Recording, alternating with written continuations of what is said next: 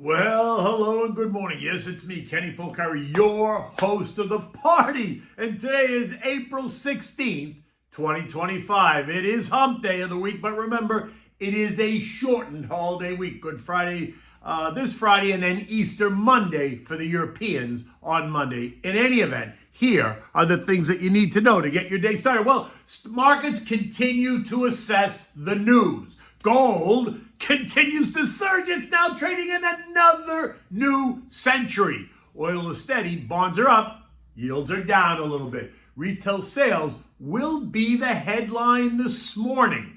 And what do we have at dinner? We're going to give you the Greek-style leg of lamb. Look, it is Easter, right? And this is delish.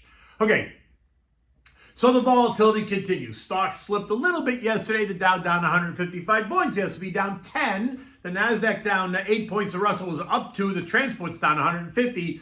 The equal weight was down 20, while the Mag 7 lost 123 points. Bonds rose. The TLT up 0.3%. The TLH up also 0.3%, leaving the 10-year yielding 4.33%. The 2-year yielding 3.81%. Gold continues to march higher. Yesterday it was up $20, and this morning it's surging again. It's up another $80, now trading in another new century at $3,322 an ounce. Now, just to be clear, January of 24, gold was trading at $2,200. Today it's trading at $3,300. That's a 50% move in 16 months, moving to record highs on a mix of issues, many of which you know.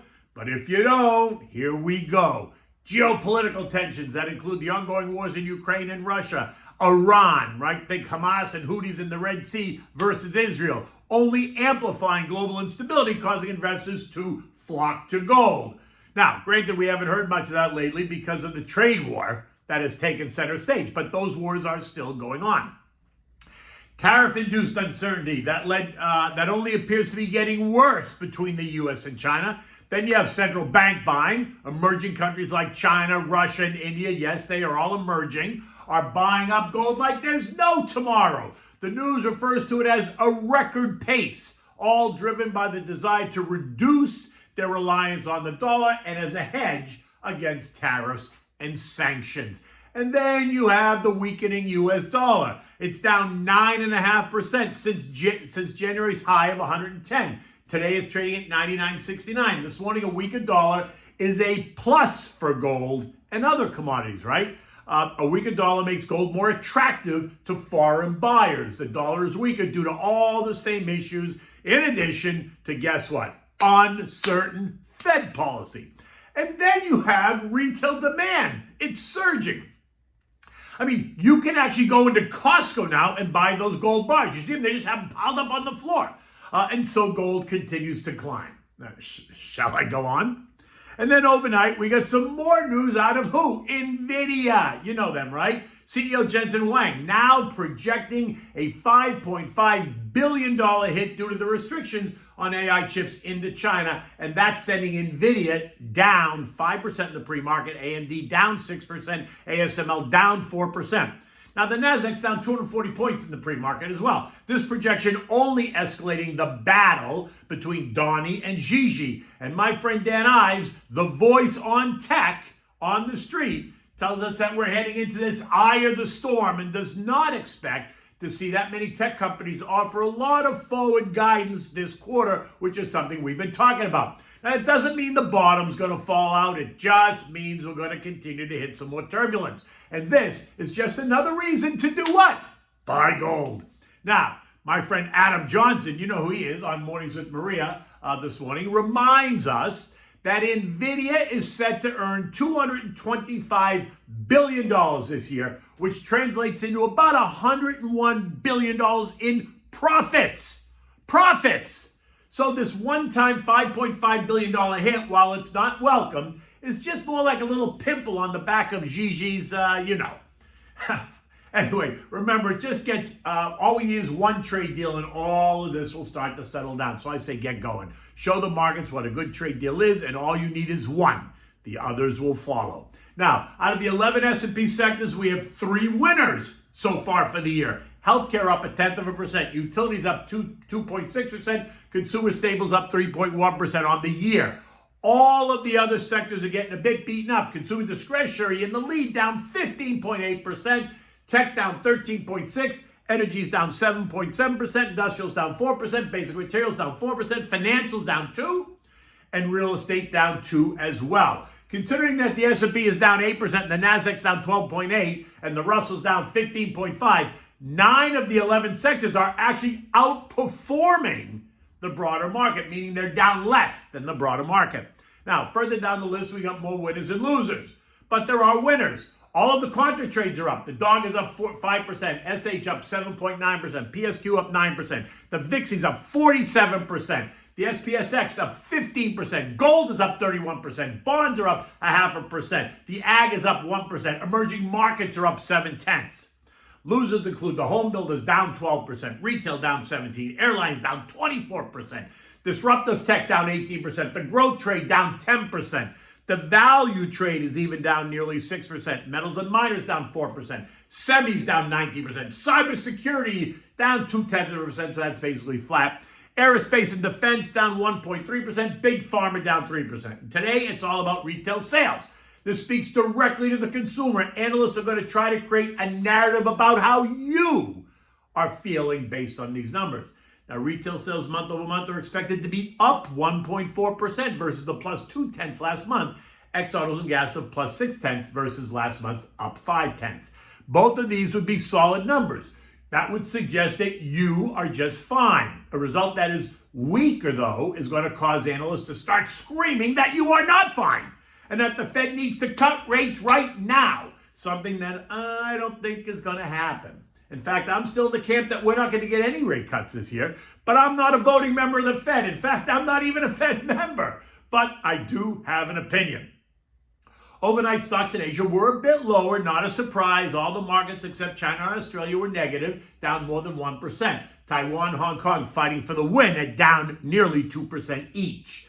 In Europe, investors are pulling back on the buy algos. Markets there are in cautious mode, all down between 0.3 and 0.7%. Not a surprise.